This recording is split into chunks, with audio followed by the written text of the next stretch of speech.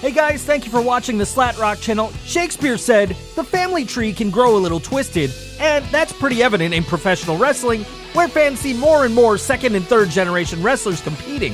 Where things get really interesting is when wrestling relatives work in the same promotion but no one acknowledges their connection. Here are instances where relatives work together but no one acknowledged their family ties. For example, the WWF acknowledged The Rock and Rikishi as cousins during the infamous Who Drove a Car into Steve Austin angle of 2000, so we're disqualifying them from our list. Keep in mind that our definition of family also includes in-laws because, frankly, you won't believe who some of these wrestlers sit down to family dinners with. Number 1, Randy Macho Man Savage and Leaping Lanny Poffo. These two very talented wrestlers trained and worked for the wrestling dad Angelo Poffo, who once held the world's record for doing the most sit-ups.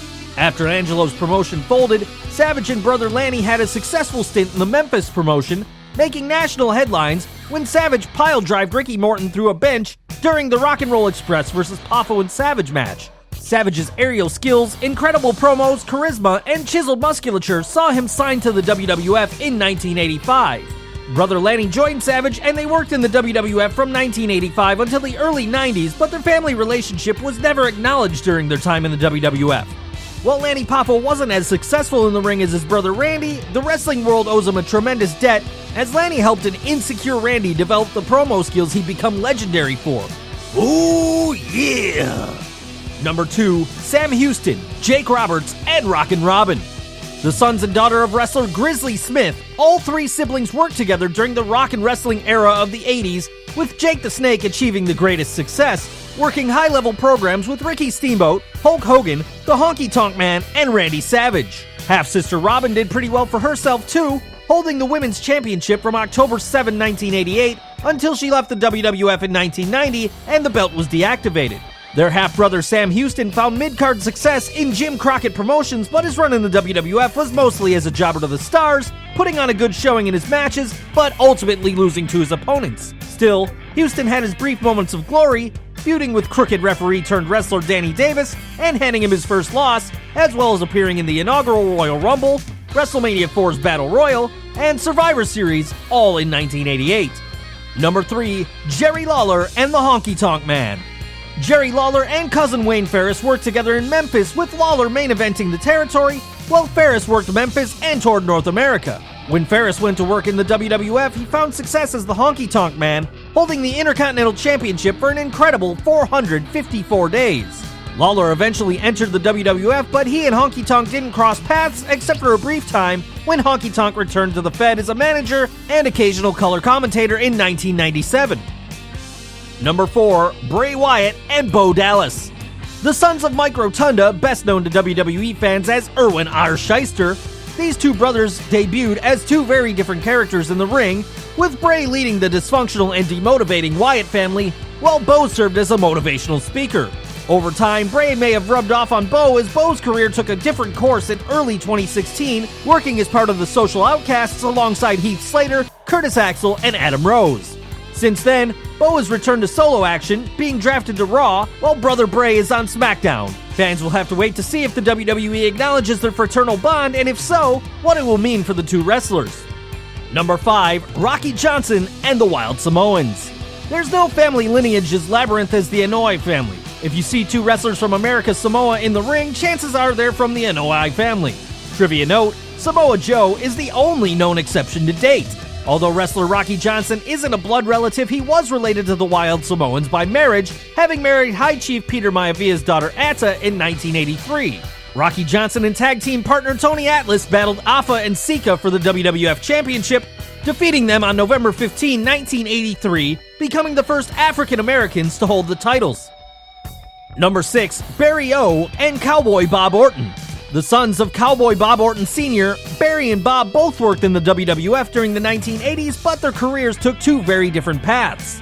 Although Bob Jr. achieved upper mid-card success working as Rowdy Roddy Piper's bodyguard and later teaming with the Magnificent Morocco, Barry Orton found his name changed to Barry O to distance himself from his brother. Early in his career, Barry worked in the WWF with the Orton name. Although Barry served as enhancement talent, his technical skills made for entertaining matches, helping to get his opponents over. Barry O teamed with Moondog Spot, helping to get over top tag teams like the British Bulldogs. Number 7, Mike Rotunda and Blackjack Mulligan. Mike Rotunda formed a championship-winning team, the U.S. Express, with Blackjack Mulligan's son, Barry Windham, holding the WWF Tag Team Championship twice. Rotunda would marry Blackjack's daughter Stephanie in 1984, but Mulligan and Rotunda's status as in-laws was kept hidden when they both worked for WWF off and on from 1984 to 1987. Number 8, Brian Knobbs and Greg Valentine. Although Greg the Hammer Valentine and Brian Knobbs, one half of the Nasty Boys tag team, both worked in the WWF during the early 90s, the two tough men weren't related until Knobbs married Valentine's sister in 1994. Valentine bounced back and forth between promotions in the mid-90s, but he did have a brief run in WCW in 1996, a time when the Nasty Boys were also in WCW. Number 9, Rikishi and Umaga. Rikishi was a hip-hop loving dancing member of the team Too Cool between 1999 and 2004. Umaga, on the other hand, initially competed under the name Jamal as part of Eric Bischoff's 3-Minute Warning between 2002 and 2003. In 2005, when he returned to the WWE, he was known as the Samoan bulldozer Umaga and had a very savage and ferocious quality to his character. While they didn't cross paths in the WWE, both Rikishi and his younger brother Umaga were notable for their time there. Sadly, Umaga has passed away, though he has had his memory immortalized on the faces of his nephews Jimmy and Jay Uso, as they wear face paint in his honor. Rikishi and Umaga couldn't be more different in character, and their family lineage was never a focal point at any point in their careers, only being made known after Umaga's passing. Number 10, Michelle McCool and The Undertaker. The former Divas champion and the Phenom have been married since 2010, yet you'd never know it from watching WWE programming. The science teacher turned wrestler tried out for 2004's Divas Search, but finished 7th. Nevertheless, the WWE signed her, and she began working later that year, slowly working towards the top until she won the inaugural Divas Championship on the July 4th, 2008 Great American Bash edition of SmackDown, the first of 2 Divas titles and 2 Women's Championship reigns.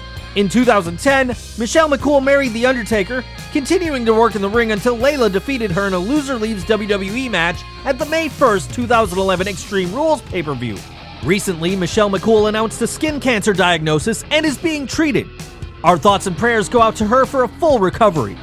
Number 11, Mike Awesome and Horace Hogan.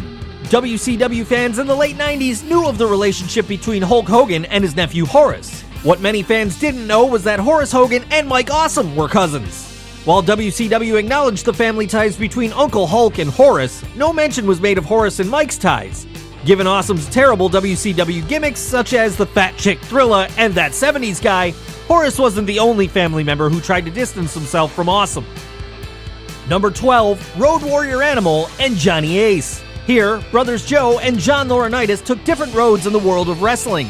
Joe Laurinaitis achieved superstardom as Animal, one half of the muscle-bound madmen known as the Road Warriors, while brother John took a different path, achieving mid-card success as wrestler Johnny Ace, but coming into his own behind the scenes as WWE's Director of Talent Relations and on the air from 2011 to 2012 as Raw General Manager.